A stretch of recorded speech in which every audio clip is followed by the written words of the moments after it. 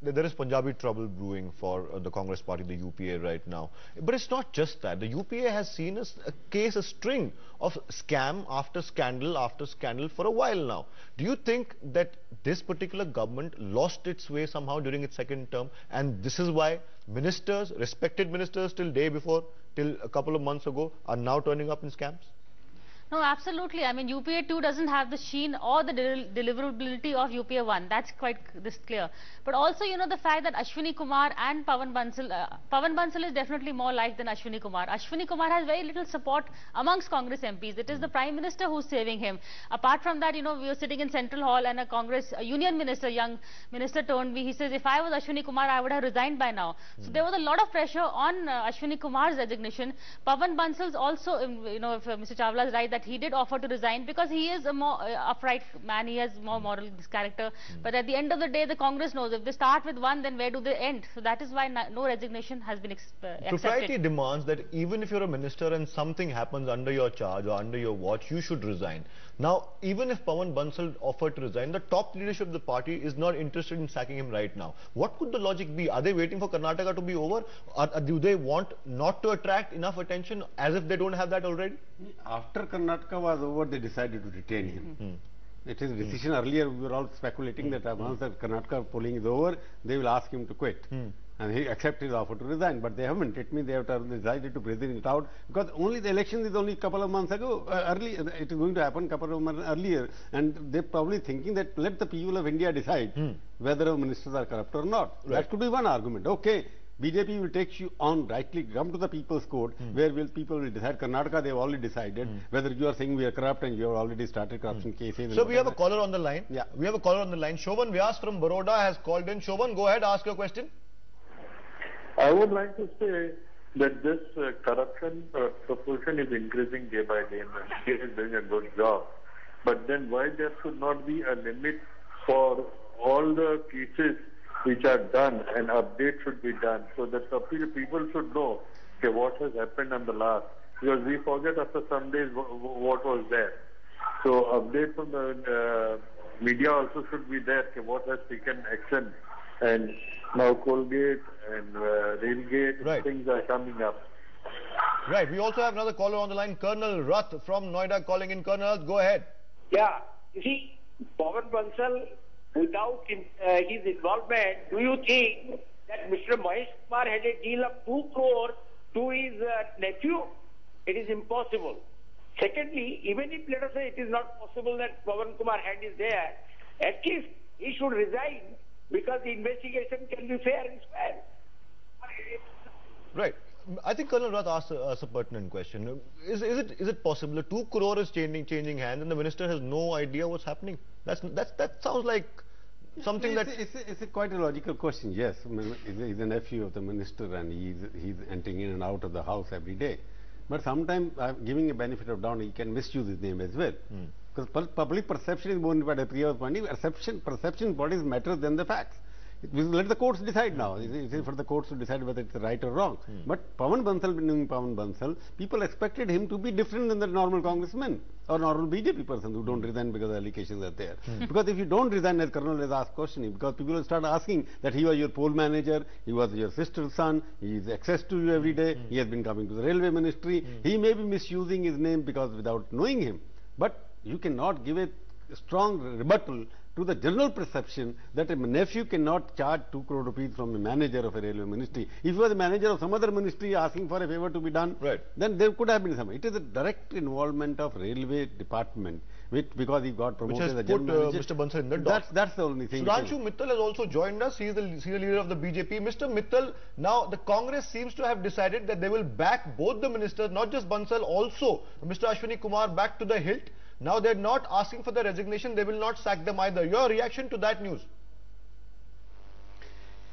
You see, this is what was expected of the Congress. Because if this is the rate at which ministers have to resign, then probably there would not be a member in the Congress cabinet left. Because the kind of allegations of corruptions which have been exposed in the last few months would necessitate everybody down from Pawan Kumar Bansal, Ashwini Kumar, to even the Prime Minister to resign. Having said that, I would only like to point out that there is complete disregard to public sensibility by the Congress. It is an affront, I would say. It is an affront to the public sensibility.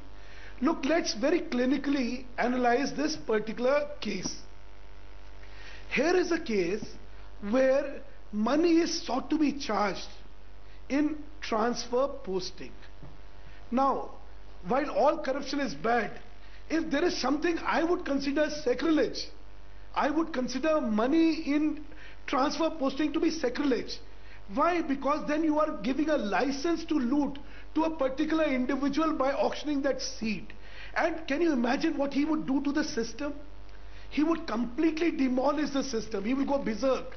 Like he was expected to go berserk in this to sign off the 2,300 crore deal in favor of a particular company which supposedly has financed this transaction of the member concern. And look, this position is that of a secretary to Government of India. It's not a post of a peon, it is not a post of an LDC, it is not a post of a UDC, it is not a post of a teacher. Right. It is a post of a secretary to Government of India. It is the highest post in the bureaucracy of this country. Point taken, sir. If the highest post is to be auctioned, can you imagine what we are looking at? And as what was pointed out by Mr. Prabhu Chawla, here is a case of misconduct relating to the minister directly. Point taken, His sir. relative is bargaining for a post which is under the minister directly. Mr. Mittal, your colleague has joined us. Your colleague has joined us. Mr. Satpal Jain, former MP, BJP Chandigarh, has joined us from Chandigarh. Thank you, Mr. Jain, for joining us. First of all, we spoke to you earlier in the day as well. And of course, you gave your piece then as well. But now the Congress has officially decided that both Ashwini Kumar and Pawan Kumar Bansal will not be asked to offer resignations and they will not be sacked either. Your reactions?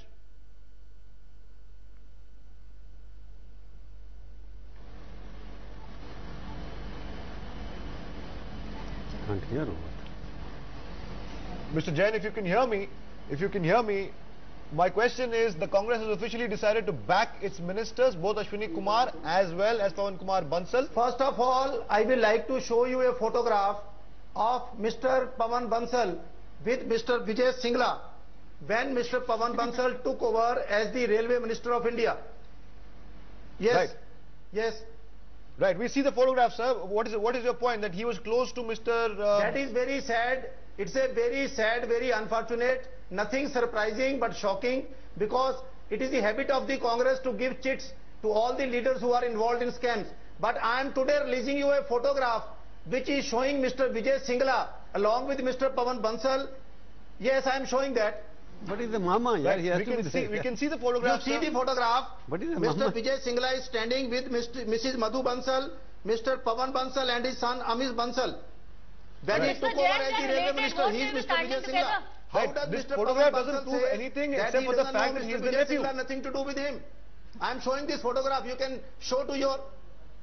Right, sir, we see the photograph, Yes. but apart from the Here is fact Mr. that he is the Vijay- nephew, here it is doesn't Mr. prove Vijay anything Singla. else. I am putting my finger on his face. Sir, we can see that, sir. Please sit down, so Here we want is to Mr. talk to you. Pawan Bansal.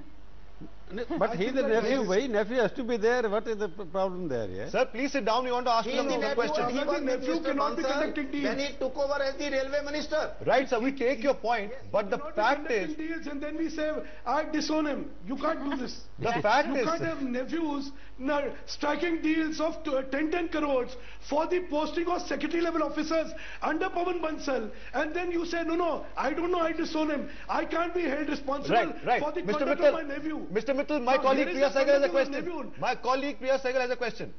My question is from Mr. Satpal Jain. I want to ask you about the close relationship between Singla and Pawan Bansal. You are from Chandigarh, so you will know. Did he actually interfere in the minister's dealings?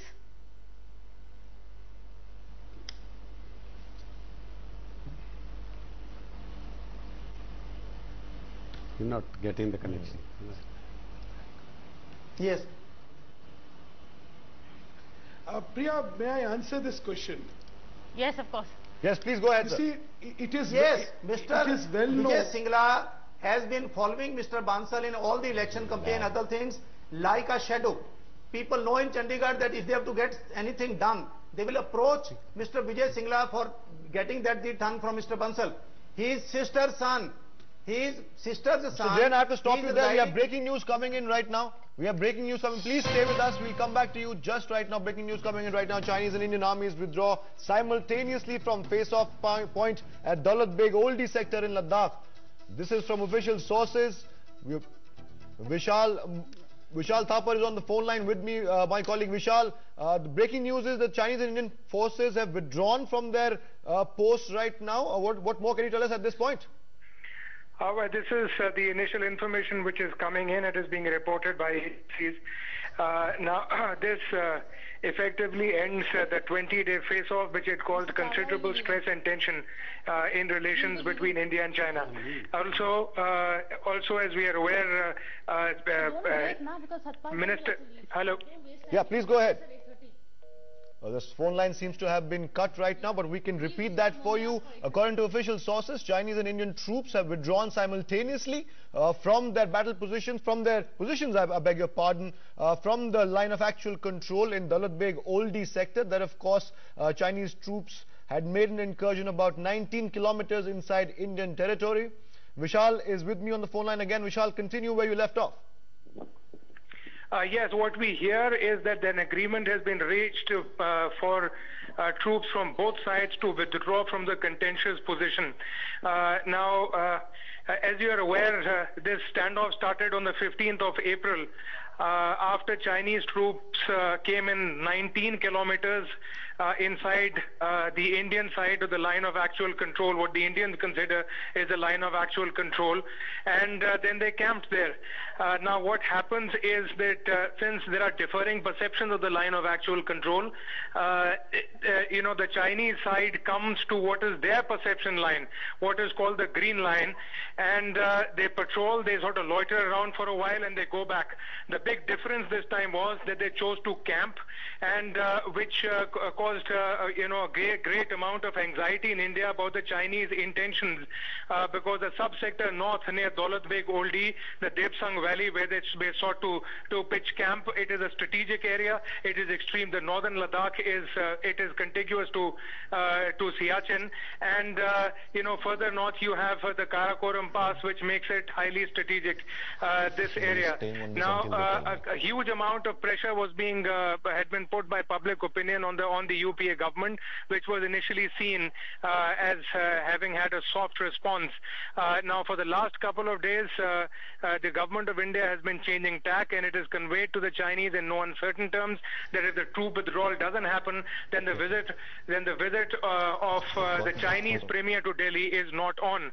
And preparatory to that visit, External Affairs Minister Salman Khurshid was to visit Beijing to prepare the ground for that visit on the 9th of May.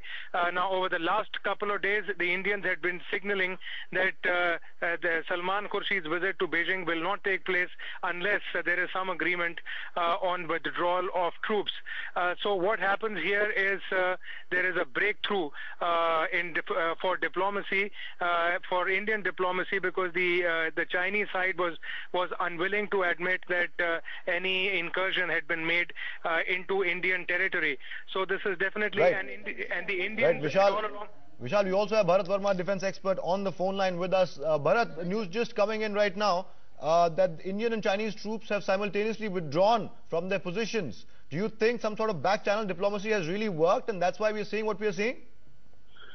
When a country takes firm action, and by saying that the Prime Minister's visit from China will not be allowed, or Salman Khurshid will not walk, and the Indian army had resolved to stay put, then normally China will withdraw, because then suddenly it finds you are not that soft.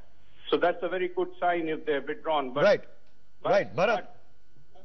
Right, Bharat, but Mr. Chawla is also with me. Prabhu Chawla, yes, go ahead, sir. I'm a little surprised. Suddenly, Indian withdrawing, where it has come from? I don't know. I'm a little surprised because I've been following this very closely. Suddenly, Indian angle come. It means you are giving an impression that the Chinese were in reaction to the Indian aggression.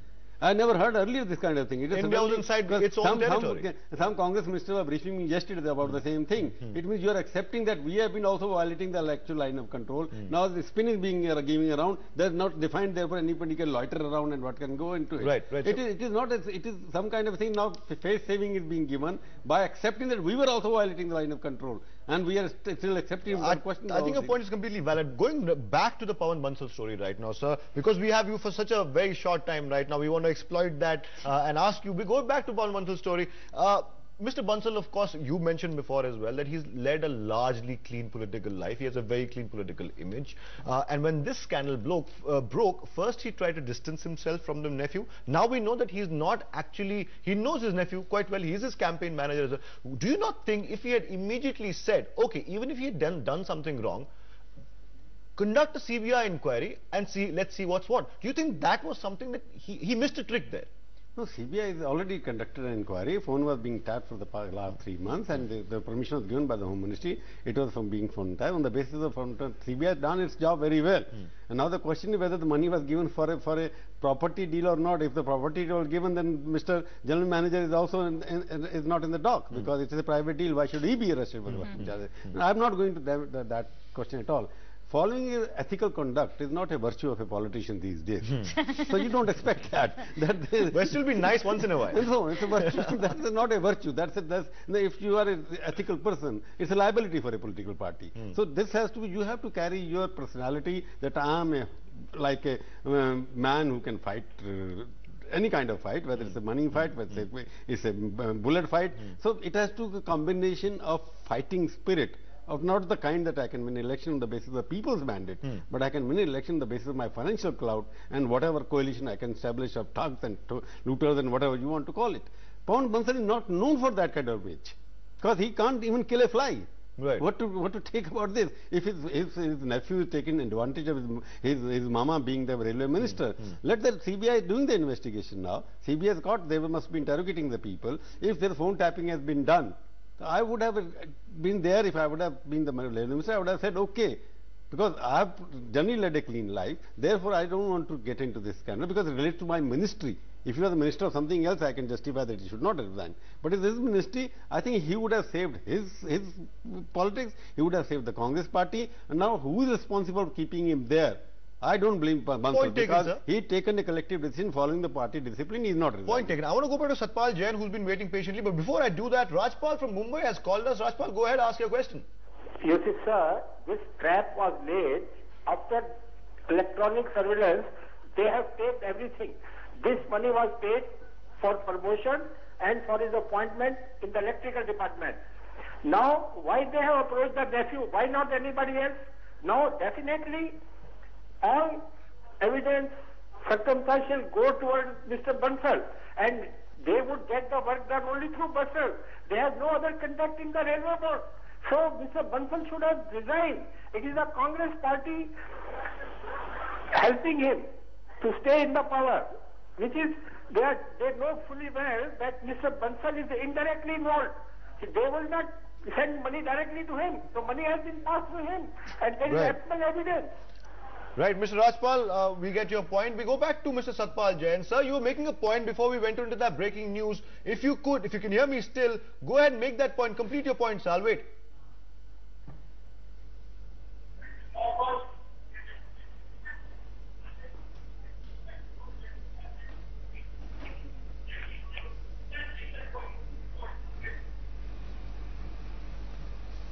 Hello.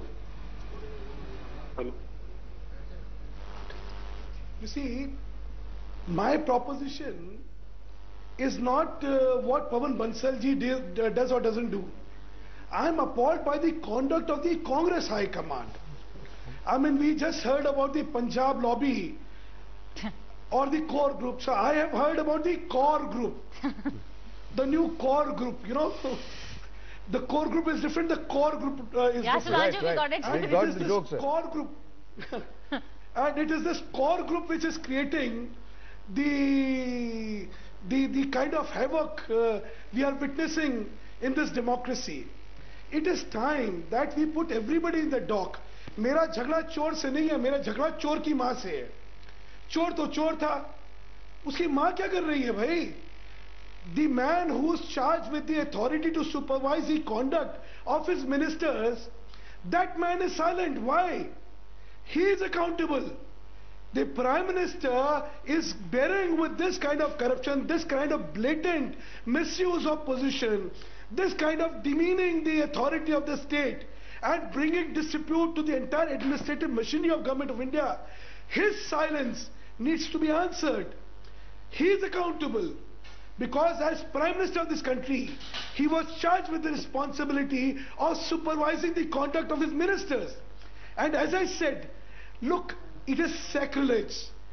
Money in transfer posting is sacrilege because you are destroying this country's administrative ethos and the infrastructure of this country's administration. Right. We cannot afford it.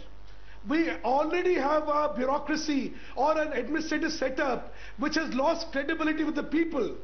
Now, continuing to bear with this conduct will really demolish the entire edifice of governance in this country. Let's think about people. Right. People have lost faith on the executive. People have lost faith on the political establishment. Right. Point taken, sir. Want to bring further Point taken, sir. Point taken, dispute? sir. Priya Cycle, what options does the Congress really now have? They don't seem to have too many options. Like you said, they want to brazen it out. But is that the best strategy really, and any other options they have on the table? See, they've called all the Congress MPs for a meeting tomorrow and the spokespersons. So basically, they are going to work out a strategy on how to brazen it out.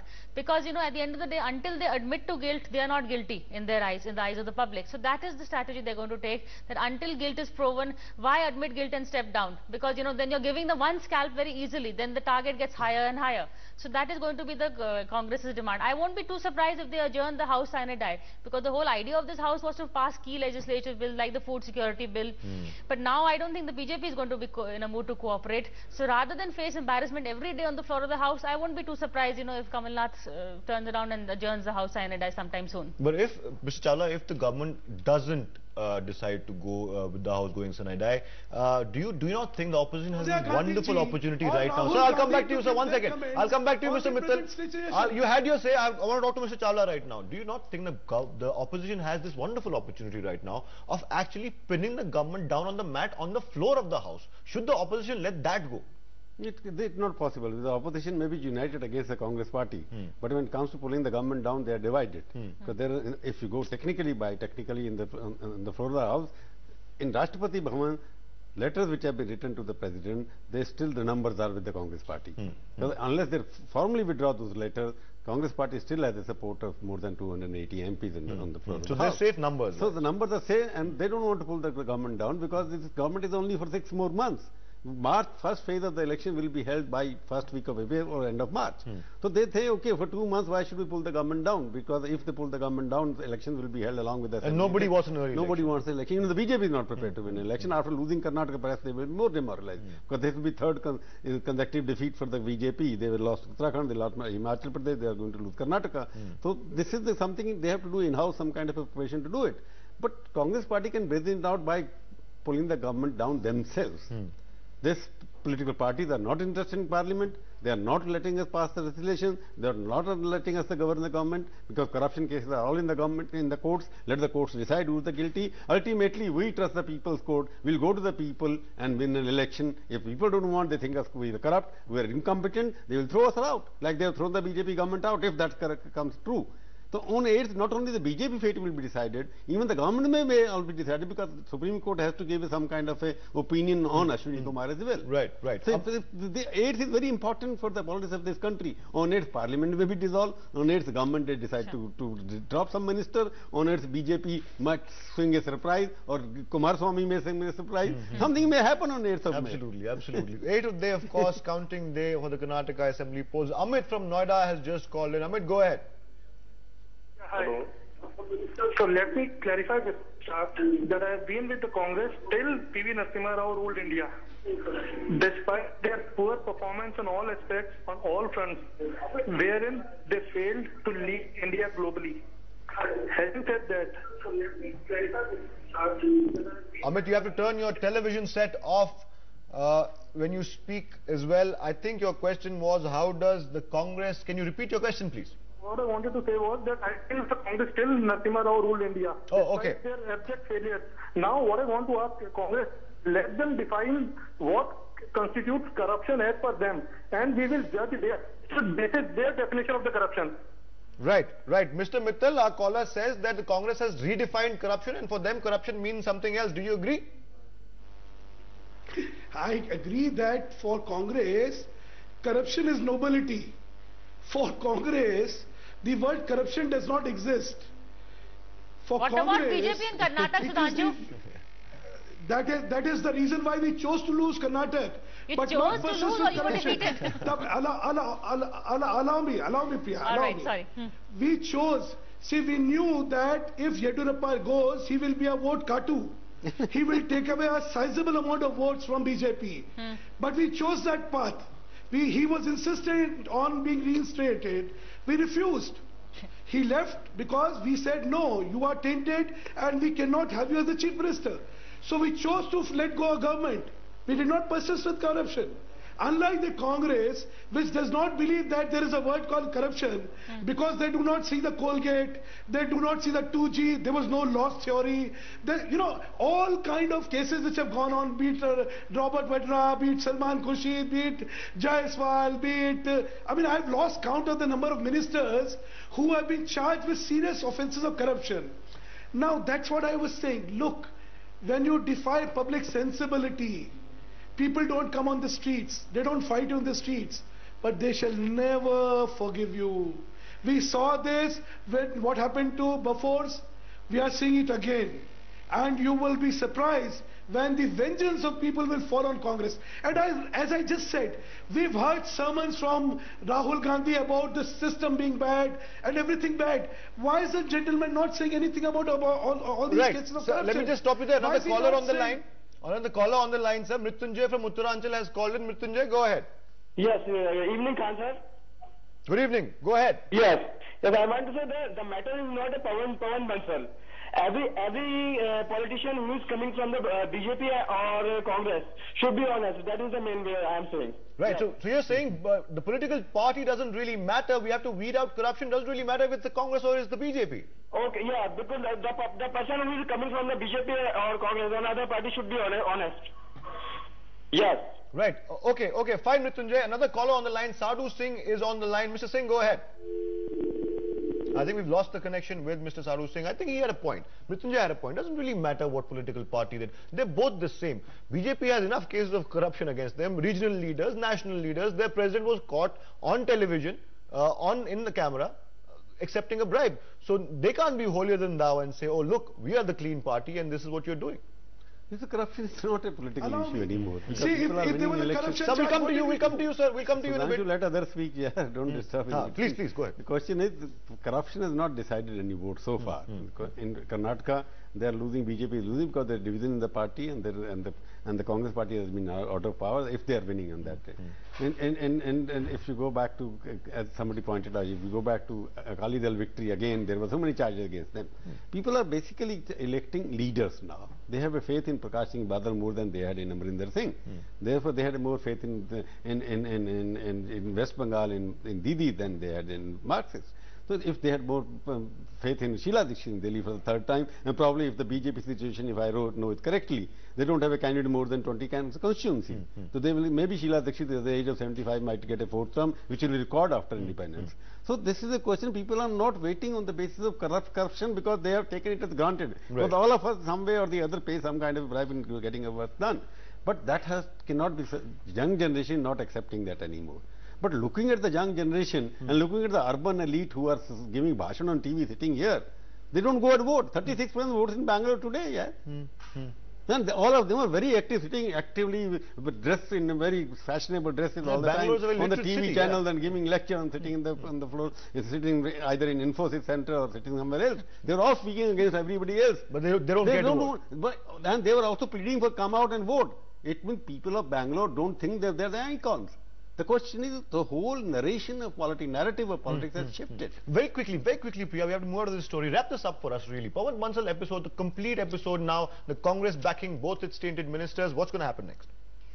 I think the Congress is fast losing the credibility war. It had probably decided that, they've already lost the credibility stakes. Let's brazen out as much as we can. What's going to happen next is going to be a lot of showdown in Parliament with the BJP, and also remains to be seen, as Mr. Chawla said, 8th of May. Let's see what the court tells. If the court wraps Ashwini Kumar, then they will have to sacrifice him. Let's see what happens on that day. Right. Thank you, Priya, for that. Mr. Chawla, many thanks for joining us today as well. Mr. Mittal, stay with us. We'll come back to you in just a bit.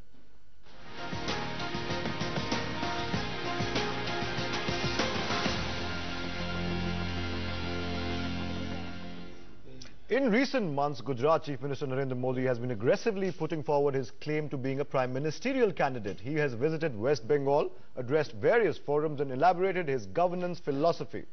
Karnataka was one of the acid tests for Modi, a test that, at least going by the exit polls, Modi seems to have failed. The projected results seem to indicate that Modi's campaigning efforts have not had an effect on the party's electoral fortunes in the state. Billed as the BJP's star campaigner in Karnataka, Modi had taken on the Congress on its failures on many fronts, including corruption and also the rift in the state's party ranks. उन्होंने कहा था कि Congress party criminals को ticket नहीं देगी। क्या कांग्रेस दावे के साथ कहती है कि कर्नाटक के अंदर उसने क्रिमिनल्स को टिकट नहीं दिया है? दिया है दोस्तों, दिया है। हमारा कर्नाटक, ये हमारा मैंगलोर सुख शांति से मिलजुल करके लोग प्रगति करें, हर एक को विकास का अवसर मिले।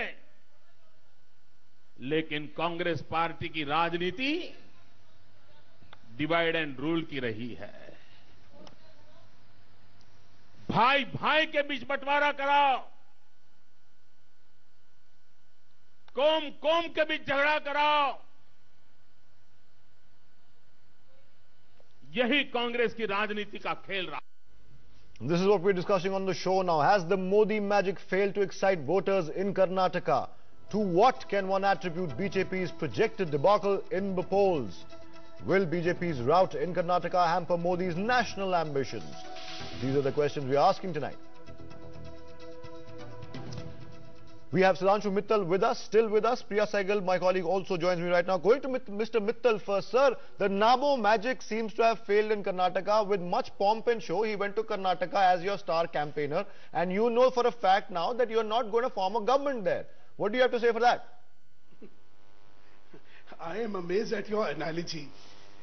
That Karnataka's debacle, if at all it happens, is the debacle of Narendra Modi, that his magic hasn't worked. So the next logical thing you would now say is Karnataka vote was a vote for Rahul Gandhi. His magic worked. No, I haven't said that yet. The absurdity, the absurdity of the proposition is for everybody to see it itself. Okay, it's not really an absurd proposition, Karnataka sir. was out. Allow me to speak. Yeah, please. Yeah. The Karnataka election was all about BJP and its government in Karnataka. It was about the corruption charges. It was about Yedurappa. It was about the split of Yedurappa with BJP. It was about the Lingayats voting for Yedurappa, giving us a -7% vote. It was not about Narendra Modi. It was not about the good performance of Congress, the so-called, So let's take things in the perspective. And let me also elaborate. Tomorrow, if Narendra Modi ji goes and campaigns in Chhattisgarh, it will not be a victory of Narendra Modi ji.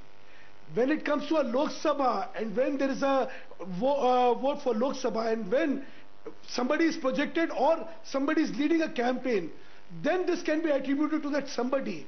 But in a state election, where there is a government of the day in a state, then it is to be judged according to the performance of that state government and not about a national leader coming there and campaigning. Right. That is the reason. Okay. Even if we take your point, sir. A vote in Karnataka will neither be a vote for Narendra Modi nor a vote for Rahul Gandhi.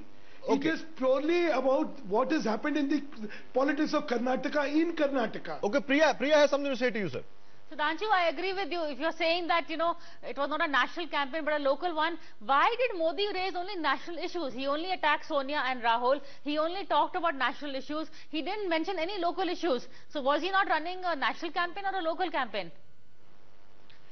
No, Priya, I heard the speech.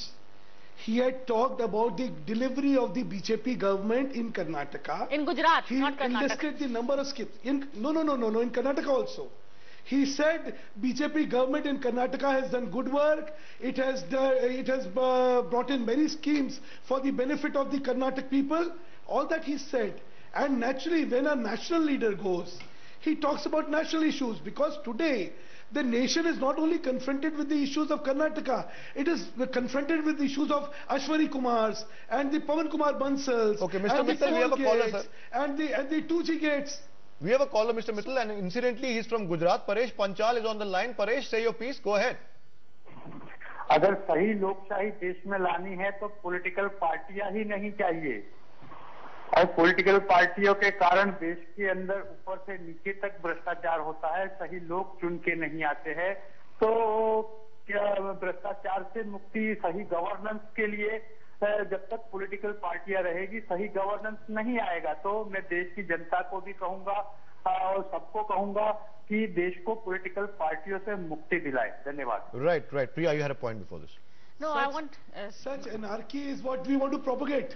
Yes, sir. Coming from the state of Gujarat, Mr. Modi rules the state of Gujarat. So people don't want political parties there. If somebody from Gujarat says you are going to propagate anarchy, nobody's provoking should put an end to democracy. Nobody's then provoking what are we anything. talking? Yeah? So, Sudhanshu, if I can come in. Let's not trivialize by... Nobody's provoking anything, sir. You take a look down at everything the viewers, the people in the country have to say. You cannot discount what people on the ground are saying. Yeah, people, I have already said that there is a sense of disgust with the entire political system of this country. Exactly what the viewer said. The solution doesn't lie. Allow me. But the solution does not lie in creating anarchy, but disbanding democracy. We need to rebuild democracy. We need to re-establish the values for which we created the institutions of democracy. Okay. So let's look at the problem in a more serious perspective.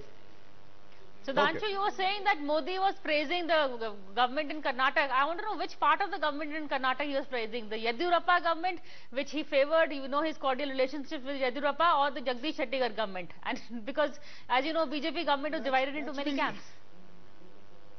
Naturally, he would be supportive of the government of the day, which BJP has there. And naturally, the credit or the discredit or the fate is to be decided on the government of the day. Now, as far as Yediyurappa is concerned, let me reiterate. See, it is a matter of choices which BJP exercised. We knew the damage. We knew that we are going to lose a substantial amount of vote if we do not entertain Yediyurappa, who was demanding to be reinstated as Chief Minister. But we said no. So we rather sacrifice the government than to persist with corruption, because for us, Sudhanshu, that's a very smart spin, I must say. The BJP is coming up with some... Look, Priya. Yeah, and one more thing. I've so often heard about our president, just one day, about our president being caught with 1 lakh. What did we do? That's right. The issue is not what anybody did. The issue is how did we respond to the issue of corruption. Our president had to leave. We were never defined on the issue of corruption. Here what is happening is, there are bad elements, good, bad, ugly elements everywhere. When the bad elements are brought to book, the defiance by the Congress is what is appalling. Let us not defy sensibility. Look, if there is corruption... Mr. Mittal, there is a Congress spokesperson, Mr. Manish Tiwari, is saying something right now. We'll cut right into it right now. Which are playing themselves out. There is a trial in the public domain, and there is a trial or an investigation which has to go through an investigative process and ultimately culminate in a charge sheet before an appropriate court of law. Unfortunately, or fortunately, it is the latter which determines innocence or guilt. So therefore, my request to all of you would be that since the Honorable Railway Minister has welcomed an investigation, let the investigation fructify.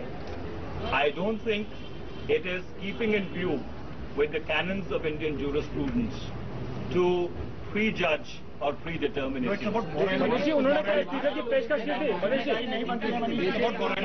Sir Hindi में और पहले कहा जा चुका है CBI कहती है हम स्वायत्त नहीं है, सीबीआई के ऊपर दबाव। जहां तक नैतिकता का सवाल है, जो मामले फौजदारी से जुड़े होते हैं, जिनमें एक जांच प्रक्रिया को एक अदालत के सामने आरोप पत्र के रूप में दाखिल होना होता है और वो प्रक्रिया संवैधानिक है, वो प्रक्रिया कानूनी है, उस प्रक्रिया को हमारे जो व्यवस्था है, हमारी जो प्रक्रिया है, उसमें सबसे ऊंचा और अव्वल दर्जा देना चाहिए। मनीष जी क्या उन्होंने इस्तीफे की पेशकश की है? जिस तरह की खबरें आ रही थी कि पेशकश की है और जांच का स्वागत किया। देखिए, इस मामले के ऊपर जो प्रतिक्रिया मुझे देनी थी मैंने आपके समक्ष रख दी है। इसके आगे और इससे ज्यादा मुझे और कुछ अभी नहीं है।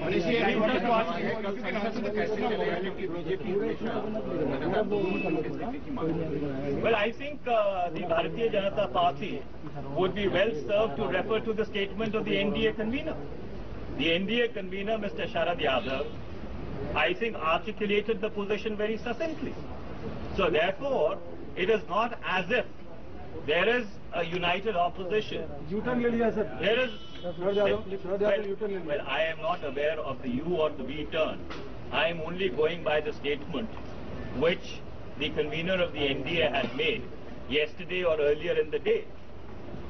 See, unfortunately, if somebody, starts suffering from a disease called resignationitis, that they want everybody to resign, then that does not augur well for democracy.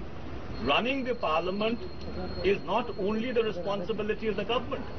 Every political party is an equal stakeholder in the democratic process. And unfortunately, we have seen that the principal opposition believes that disruption and obstruction is a legitimate parliamentary tactic. I think there is a need for them to introspect, to seriously think as to how and in what manner over the last 3.5 years it has undermined the democratic process completely.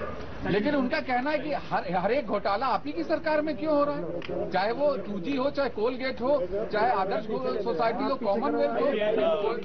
मुझे मालूम नहीं कि सवाल कौन पूछ रहा है, क्योंकि आप अंधेरे में हैं और मेरे चेहरे के ऊपर ये सब लाइट पड़ रही है, पर मैं जरूर ये उम्मीद करता हूं कि जिसने सवाल पूछा है वो वरिष्ठ पत्रकार है और वो ये भी जानते होंगे कि 1998 से लेकर 2004 तक कितने घोटाले हुए थे और उसमें एनडीए और भाजपा की क्या रुख रहा था। तो इसलिए दूसरों के ऊपर लांछन लगाने से पहले खुद अपना चेहरा अपने आईने में देख लेना चाहिए। सर, लोकतांत्रिक परंपरा रही है मंत्री को इस्तीफा दे देना चाहिए, मतलब दे देते हैं लोग, लेकिन ये कहाँ दिखा है? कम से कम मंत्रालय से हर जगह जांच चलती है जब तक।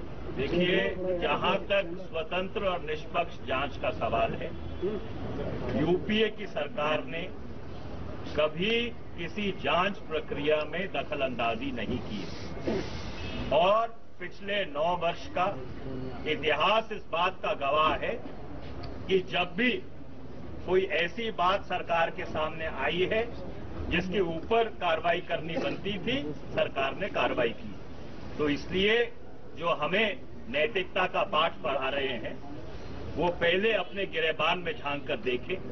और मैं बहुत विनम्रता से आपसे निवेदन करना चाहता हूं कि लोकतंत्र में 2 समानांतर प्रक्रियाएं जरूर चलती है, पर भारत के उच्चतम न्यायालय ने भी ये बात कही है कि जब धारा 19 और धारा 21 को इकट्ठे लिया जाए तो धारा 21 जो हर व्यक्ति को ये हक देती है कि वो बेगुनाह है जब तक उसका गुनाह न साबित किया जाए, उसको सर्वोच्च माना जाएगा।